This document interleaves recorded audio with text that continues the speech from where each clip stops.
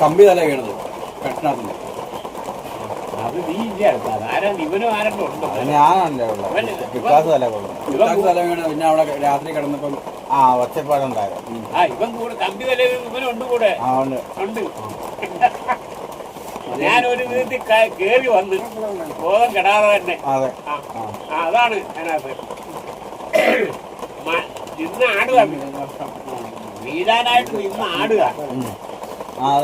ഞാൻ കിണറിനകത്ത് വീണ് പോകാനിട്ടിങ്ങനെ കണ്ണെല്ലാം ഇരുട്ടായി ഇങ്ങനെ. അന്നേരം എനിക്കൊരു പ്രത്യേക ഒരു വെളിച്ചം പോലെ ഇങ്ങനെ മുകളിൽ നിന്ന്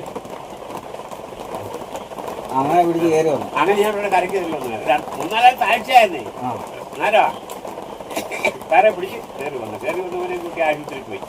അല്ല, അവര് കൊണ്ടുപോയി. ഞാൻ എന്നെ അവിടെ വീട്ടിൽ നിർത്തി ബംഗ്ലാവില് കൊണ്ടുപോയി. ഞാനവിടെ ഒന്ന് ഇരുന്നു. അവിടെ അപ്പൊ അച്ഛൻ പോയി കഴിഞ്ഞപ്പം അച്ഛനെ കൊണ്ട് അവരും പോയി. പിന്നെ ഞാൻ തന്നെ ഉണ്ടായിരുന്നു. രാത്രിക്ക് അവര് വന്നത്. അപ്പൊ അവിടെ ഈ ഒച്ചയും വെള്ളം കേൾക്കുമെന്നറിയാം. എനിക്കറിയത്തില്ല. അച്ഛനൊക്കെ രാത്രിക്ക് കേൾക്കാം. ഈ ഇല്ലിയൊക്കെ വലിച്ചുകൊണ്ട് പോകുന്നവര് ഇല്ലിയുടെ ഇതൊക്കെ ഇങ്ങനത്തെ സാധനമൊക്കെ വലിച്ചോണ്ട് ഭയങ്കര സൗണ്ടൊക്കെ കേൾക്കാം.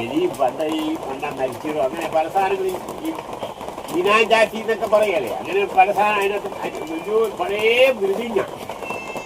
അതിന്റെ പുറകിലൊരു ചെറിയ ചാർത്ത് പോലത്തെ മുറിക്കാത്ത ഞങ്ങളെ കയ്യൊക്കെ വെച്ച് കുടിച്ച് വേറെ ആരോട് കിടക്കുകയില്ല.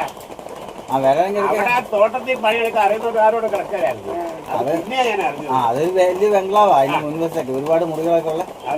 മറ്റേ ഇതിനകത്ത് കാണുന്നില്ലടാ, നമ്മുടെ ഈ ജഗദീഷിന്റെ ഒക്കെ സിനിമയില്ലേ, ഇനി ഹരിഹരനാഥല്ലാത്ത ഗോസ്റ്റ് ഇൻ ഹൗസ്, അതുപോലത്തെ ഒരു ബിൽഡിങ്ങാ.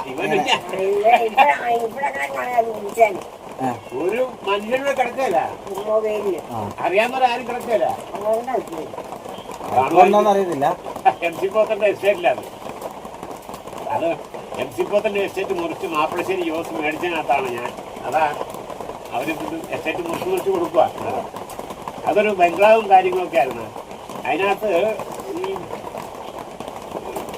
മനുഷ്യനെ കൊണ്ട് ചത്തുപോയിട്ടുണ്ടോന്നൊക്കെ അതിനകത്ത് അങ്ങനെയാണ് പറയുന്നത്. നമുക്കറിയത്തില്ല കേട്ടോ. നമ്മളതിനകത്ത് കിടന്ന് ഇങ്ങനെ ചില ഒച്ചകളൊക്കെ വെക്കുമായിരുന്നു. ഇത് പഴയ ബംഗ്ലാവല്ലേ, കണ്ട സർവ്വജാതി ഈ പക്ഷിപ്പറവി ആണുങ്ങൾ തന്നെ കിടക്കുകയല്ല അതിനകത്ത്. ചങ്കുറപ്പുകളെല്ലാം തന്നെ കിടക്കുകയല്ല. അപ്പൊ മുള്ളി പോവും.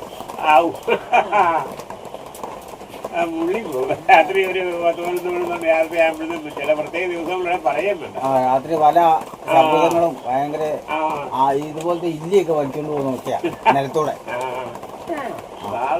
ഈ ഇല്ലി ഇങ്ങനെ ഇതില്ല, ഇത് കൂട്ടി ഇല്ലി നിലത്തോടെ വലിച്ചോണ്ട് വരുന്ന സൗണ്ട് അങ്ങനത്തെ ഒച്ചയ്ക്ക് കേൾക്കും. പക്ഷെ അന്നേരം എനിക്ക് ഈ പേടി എന്നാണെന്നും അന്നേരം അറിയത്തില്ല.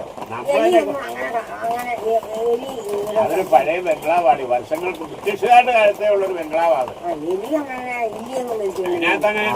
അത് ഈ മച്ചുള്ളതാ. ഈ മച്ചിന്റെ മുകളിൽ കൂടെ ഇതിങ്ങനെ വലിച്ചോണ്ട് പോകുന്ന അവിടെയുള്ളവർക്ക് ചില പഴയ ആൾക്കാരൊക്കെ പറയാം അവിടുന്ന് പെണ്ണുങ്ങളെ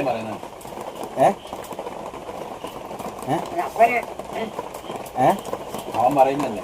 അല്ലെന്നേ ഞങ്ങൾ കേട്ടിട്ടുണ്ടെന്നാ പറഞ്ഞത്. ഞാനുണ്ട്, ഞാൻ അച്ഛൻ്റെ കൂടെ ഉണ്ട്. രാത്രിക്ക് കേൾക്കാന്ന്. അന്ന് നമുക്ക് ഇതിനെ കുറിച്ച് നമുക്ക് അറിയത്തില്ല, പേടിയുടെ ഇതും അറിയത്തില്ല. അപ്പം ഈ രാത്രിയിലേക്ക് ഇങ്ങനെ സൗണ്ട് കേൾക്കാന്ന് മാത്രം. നമുക്കിപ്പോ അത് പഴയ ബംഗ്ലാവാണ്. പഴയ ബ്രിട്ടീഷുകാരുടെ കാലത്തെ അന്ന് എസ്റ്റേറ്റുള്ളത് എസ്റ്റേറ്റ് ബംഗ്ലാവാണ്. ഈ ഒച്ചയായിട്ട് നമ്മൾ ഉണരും ആ സമയത്ത്. കാരണം അതുപോലത്തെ സൗണ്ടല്ലേ കേൾക്കുന്നത്. ഇവനും ഞാനും വെച്ചാലും പിന്നെ വേറൊരു ചങ്ങാതി ഉണ്ടാവും. അതെ, പിച്ചാത്തിയും ടോർച്ചും ഉണ്ട് എൻ്റെ അടുത്ത്. അന്ന് നല്ലൊരു നമ്മളന്ന്. അപ്പൊ അവിടെ ഉള്ളവർക്ക് പേടികൾ, അവരാരും കിടക്കൊന്നുമില്ല. അവർക്കറിയാം. ഞങ്ങൾ മാപ്പിളശ്ശേരി ജോസ് അവിടെ 10 ഏക്കറോ 100 ഏക്കറോ വിലക്കെടുത്ത് അവിടെ ഞാൻ ഇവനെ കൊണ്ട് അവിടെ കിടന്നു. പിന്നെ അവിടുന്ന് ഞാനാ കണ്ട കുത്തിയത്. എന്നാലാ കമ്പി തലയിൽ അങ്ങനെ പോലെ അങ്ങനെ ഒരുപാട് അനുഭവങ്ങൾ നമുക്കുണ്ട്.